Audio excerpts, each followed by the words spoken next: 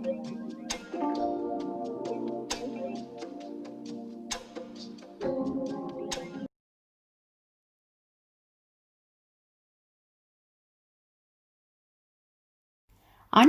வணக்கம்.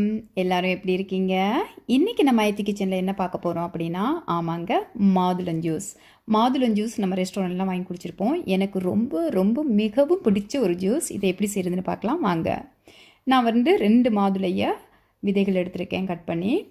இப்போ பார்த்தீங்கன்னா இந்த மாதுளம் கொஞ்சம் புளிப்பு தன்மை உள்ளது. ஜூஸ்க்கு அப்படி இருந்தால் தான் நமக்கு சூப்பராக இருக்கும். இதை நம்ம ஜூஸ் மிக்ஸி ஜாரில் சேர்த்துக்கலாம்.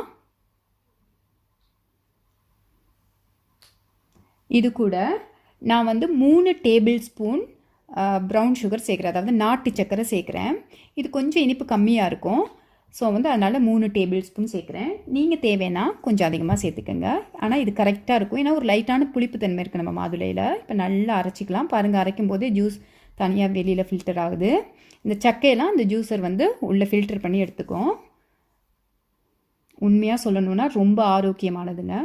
ஆக்சுவலாக நம்ம நம்ம உடம்புல ரத்தம் இல்லை, அதுக்காக விட்டமின்ஸ் எடுக்கிறோம், அப்படி இப்படின்னா எடுக்காமல் இந்த மாதிரி கண்டிப்பாக ஒவ்வொரு நாளும் மாதுளம் வாங்கி ஜூஸ் போட்டு குடிக்கிறது அவ்வளோ நல்லது. குழந்தைங்களுக்கும் கொடுங்க. இப்போ இதில் நான் 1 டம்ளர் தண்ணி சேர்த்துக்கிறேன். ஏன்னா ரொம்ப திக்காக இருக்கும்போது நமக்கு தொண்டையில் ஒரு மாதிரி நரடுற மாதிரி இருக்கும். நம்ம 1 டம்ளர் தண்ணி சேர்த்துக்கலாம். இப்போ பாருங்கள், நமக்கு ஜூஸ் செம்மையாக ரெடியாகி ஃபில்டர் ஆகி இருக்குது. இதை இன்னொரு இதில் சேர்த்துக்கலாம், மக்கில். பாருங்கள் எவ்வளோ சூப்பராக கலர்ஃபுல்லாக இருக்குதுன்னு. டட்டடாங், எவ்வளோ சீக்கிரமாக நம்ம மாதுளம் ஜூஸ் செஞ்சு முடிச்சிட்டோம். கண்டிப்பாக நீங்களும் ட்ரை பண்ணுங்கள். அது மட்டும் இல்லைங்க, பால்லாம் சேர்த்து அடிக்காமல் நேச்சுரலாக செஞ்சு குடிங்க. அது அவ்வளோ ஆரோக்கியமானது.